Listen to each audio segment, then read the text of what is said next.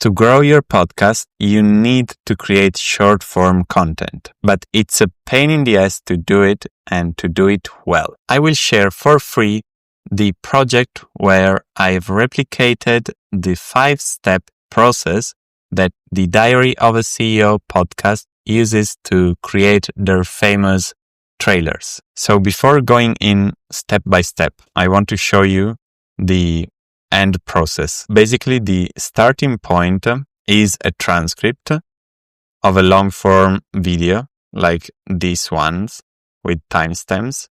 I will process this through a Python program.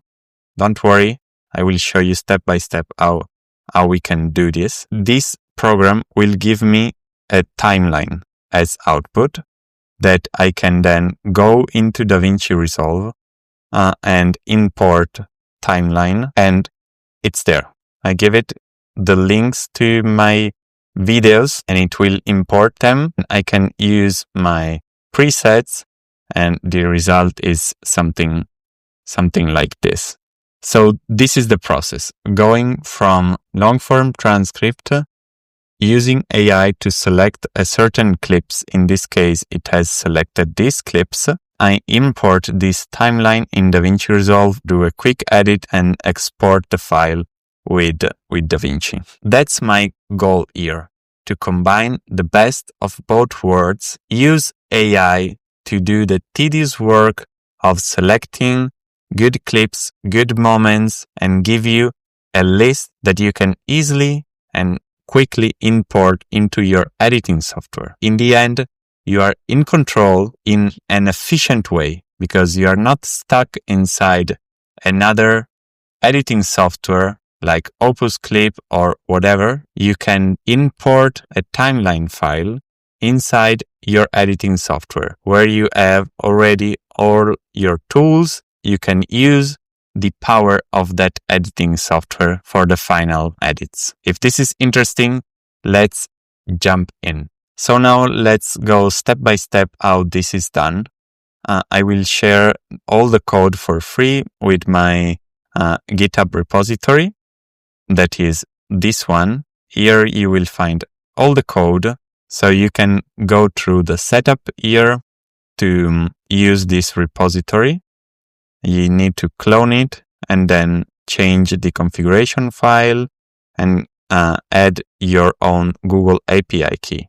This program, what it does, once again, is this. Takes a long form, process it with AI, selects the cuts for YouTube Shorts, and then I import the timeline to DaVinci.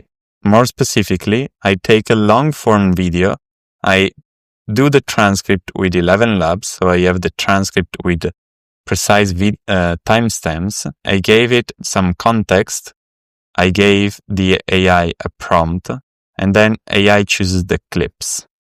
The output is the timestamps of the clips that I can then convert to frames depending on the video that I will use, right? If my video is 24 FPS, I will put that number.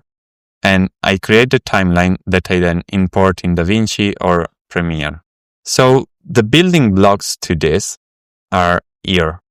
If you're not that familiar with how to use AI with Python in this way, it's not that complicated. We are using directly the call with the AI model, being OpenAI or Google with Gemini. We are working directly with the API, but it's easier than you think. So now we'll go through the building blocks, starting with the AI calls.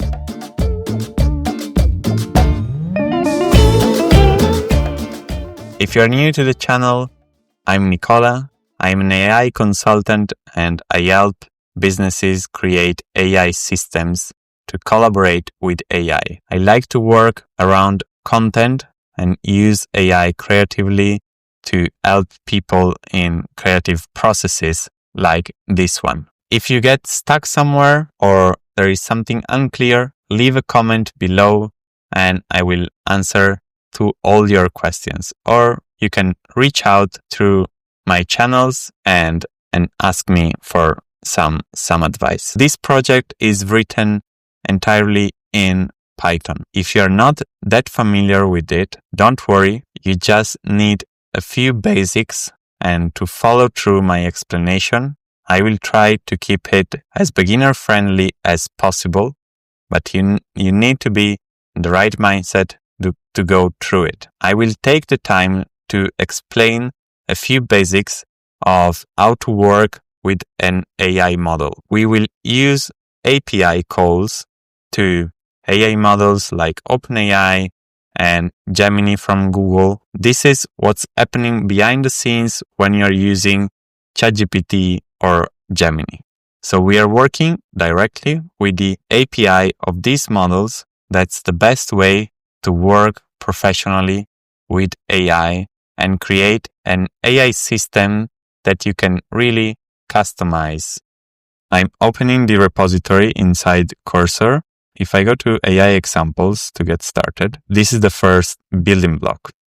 So when you use an AI model, you send some instructions to it. If you're not familiar with this, you can have a look to this page by Google. In this example, we'll use the Gemini models because are better for this specific use case. And here you can find the basic call to an AI model. You see that we import a library from Google, we initialize the client, and then we send an API request to the model and get a response. We need to give some parameters. The basic ones are just the name of the model, for example, Gemini 3 Flash, and the contents as a prompt. So here as contents is sending just a prompt. And then I can print the text of the response. So this is the basic call that you can do to an AI model. In our case, since we need to add this in this workflow that I showed you before, we need something called structured outputs. We will execute this exact same example. So basically here we are giving the model the structure of the output that the model should respond with. Okay, so what does it mean? I will execute these imports. I'm using the interactive notebook here to execute my commands. So I import what I need. And then here I'm defining the response format with a Pydantic data model. So we are using the Pydantic library and the base model to define the structure of the output. In this case, I'll ask the model to write a receipt. So I give it a data model called receipt.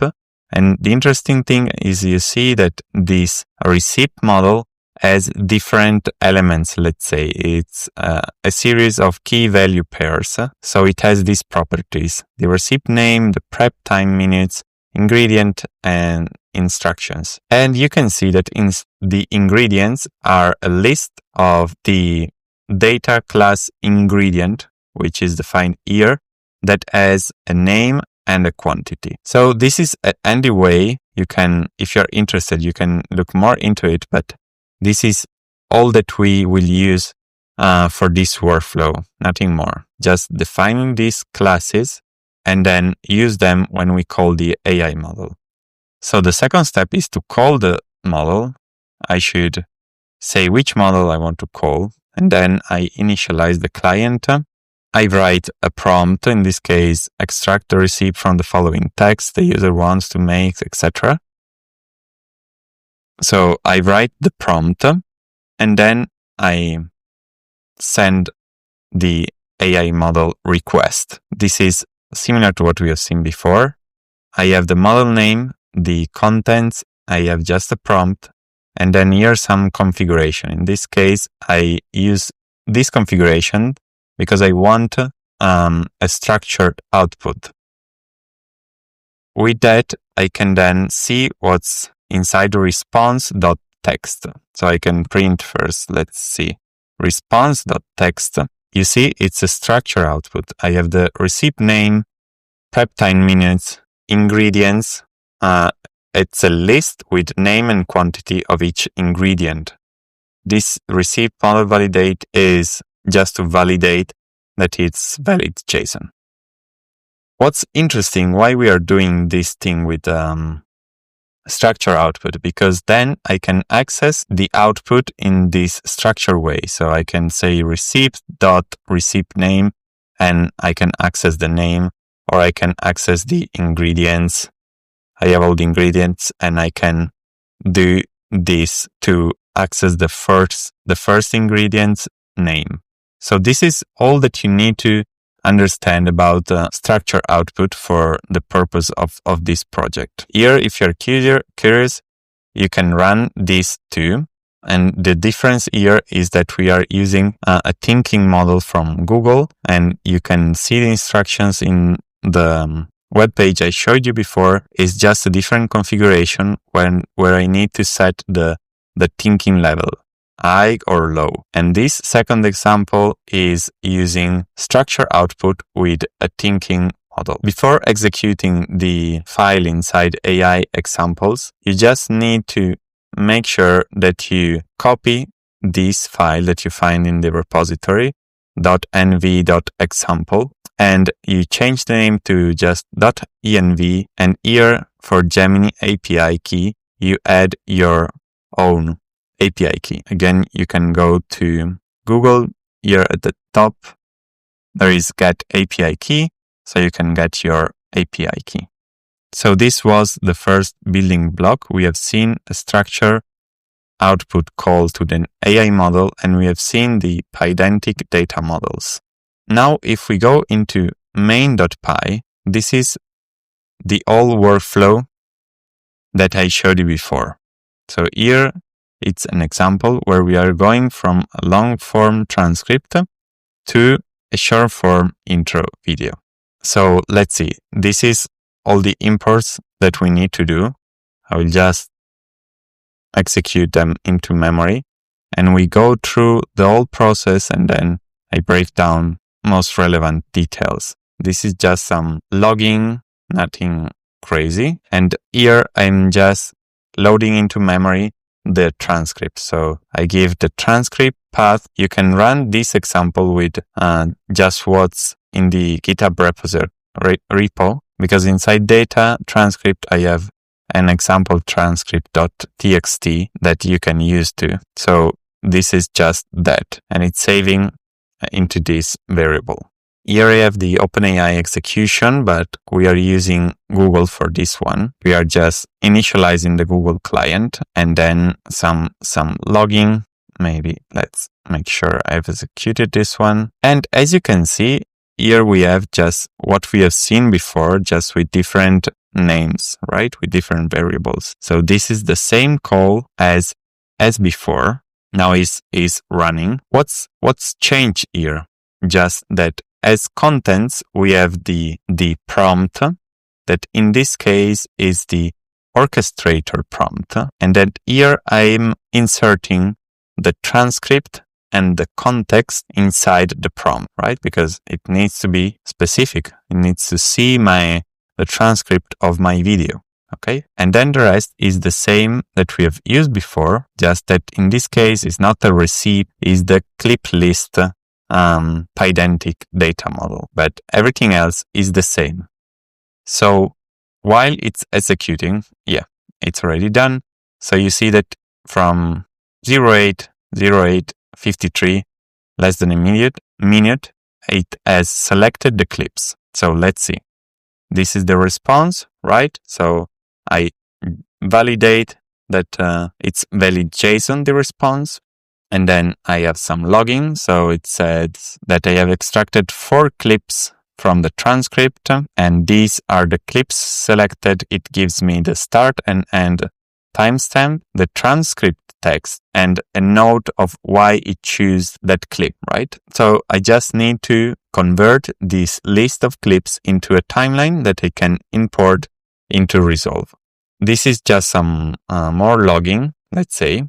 I'm just writing the clips to this file, data, AI, etc. Example timeline. It's everything here inside the project. So if you go to data, here this is what we have just created, and it's this same file. Just if something goes wrong, we have it there. And then you see the next steps is convert timestamps to frame-based clips, depending on how many frames I've set for my video. I'll show you where you need to set that. And then this thing is a source media list, because I'm giving it the files that I have on my laptop to add them to the timeline. And the next step is the last one, where I build the OTIO timeline and I write this timeline to file, and the workflow is complete.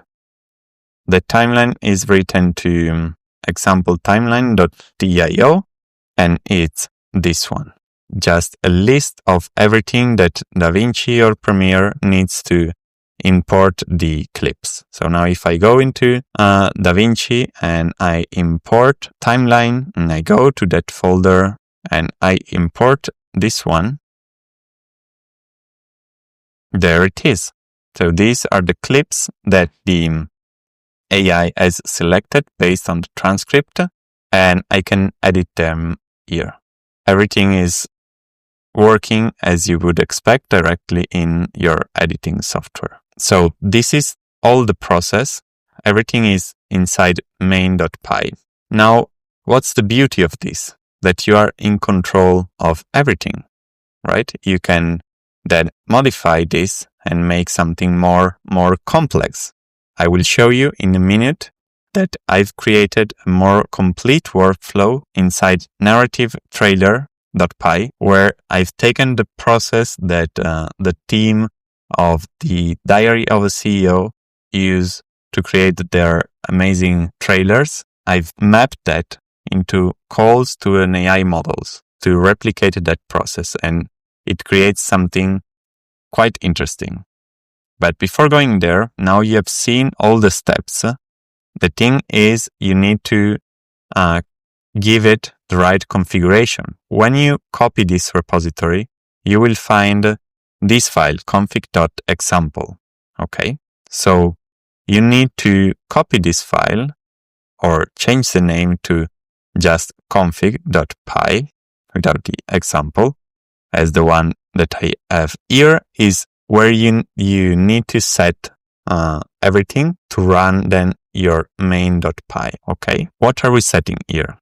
We are setting the models that we use. In this case, we use the Google model, Gemini 2.5 / and then I need to give it the transcript file name.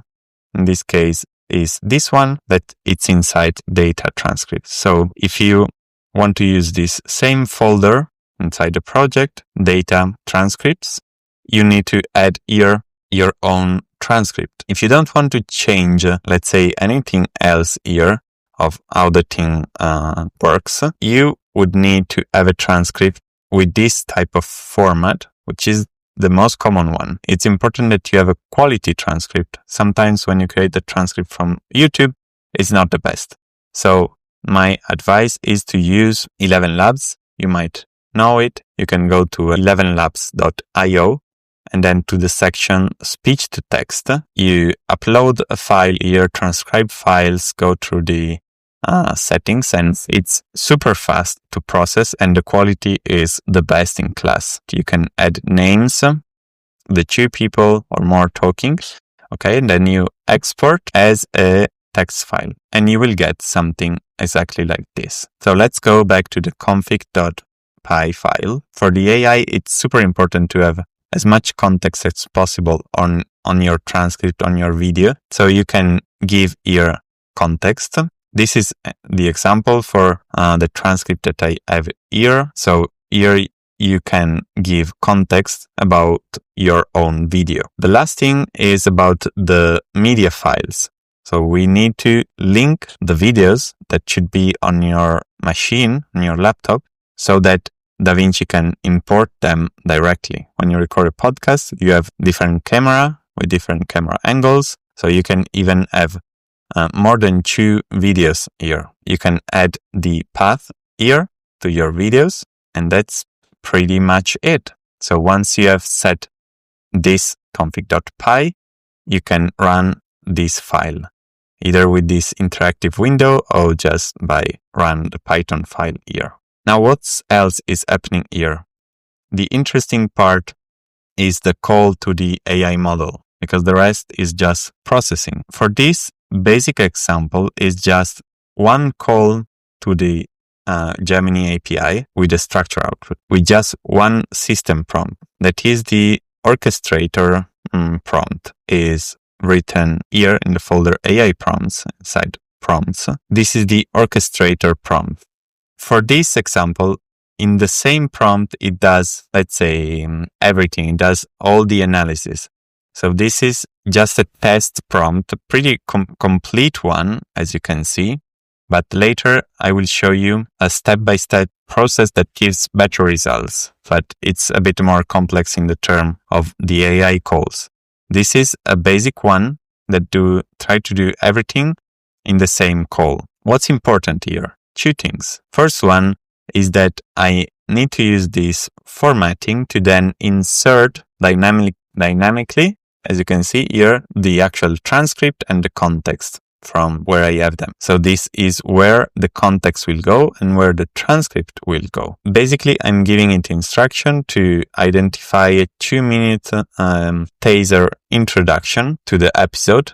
I'm giving it information of what the structure of the transcript is, the task, the selection criteria to choose the clips, the analysis process with various steps, and then finally the output format, because I want the model to give me the output with the Pydantic data class that I've chosen, that I've created. And that's it. So this is all the elements inside this main.py file. If you want to go more into detail, you can see here in models, data models, I have the Pydantic classes for these processings. So we are using the clips list. You can see it here that I'm using as a schema for the response, the clips list. And this is the definition of the class, just a list of the clip selection class.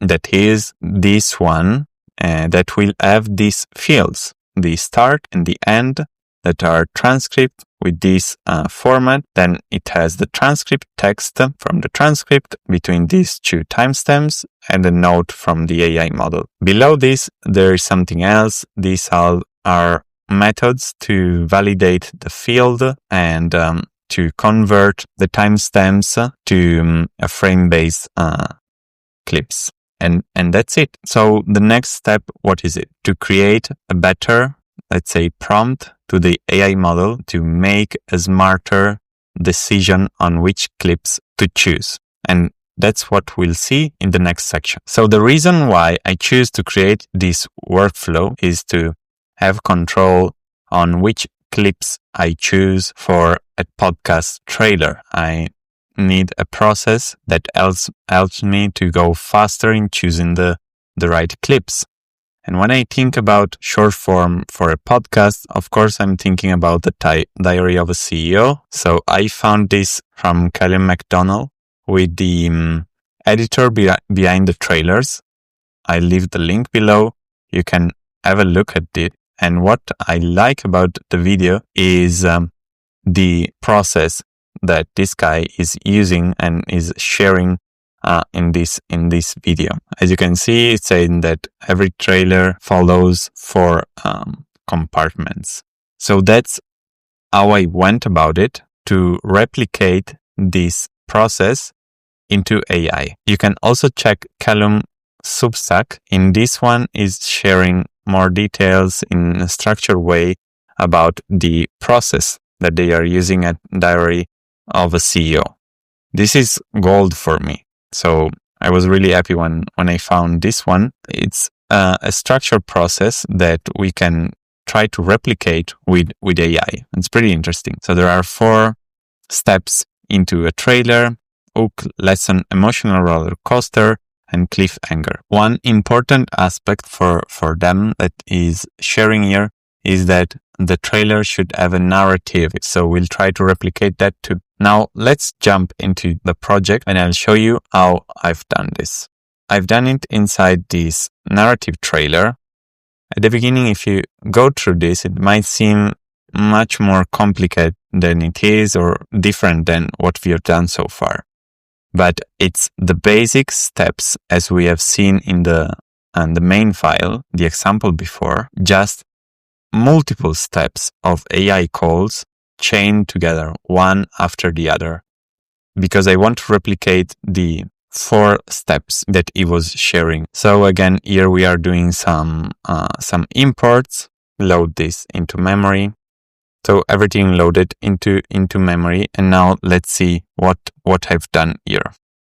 Basically, I have different steps. The first one, step 1, it's used to take the old transcript and make a cleanup. I gave it a prompt to say, okay, this is the whole transcript. Just keep the most interesting parts. Do not work with the entire transcript every time. Here you can see for each step I'm using a certain prompt. In this case, the cleanup transcript prompt. Now this first one has finished the execution and it has selected these clips as a result of these cleanup steps. For each step, I'm using a different prompt and just different settings to also get some logging information and to output it in the correct path. So this is the first step. And then I go into the second step, which is the hook finder. These next steps are quite similar. So the first one was a cleanup, and then I have these steps to find great candidates for a hook, finds life lessons inside the transcript, emotions, find emotional moments, find cliffhangers, and then I put everything together. Now, you might notice that this is not exactly the same function that we were using before. And what I've done here, I've created a wrapper around the call to the API model. I know it might sound complicated if you're not familiar with this, but it's not that complicated. You can see this function that I'm using here, generate clips, and I'm importing it here from this other file. So inside utils, GenAI, I have my function here. What this function does, it takes some input, like the model name, the prompt, some logging information I then want to show here.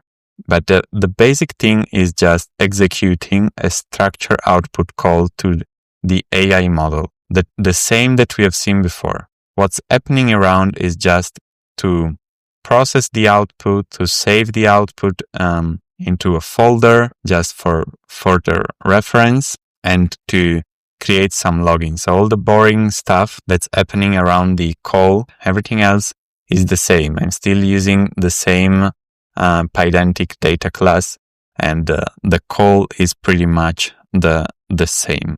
So if we go back here, now it's clear that this is just a structure output call to the AI model. And I'm doing this to find the elements, the candidates for the 4 elements of the trailer.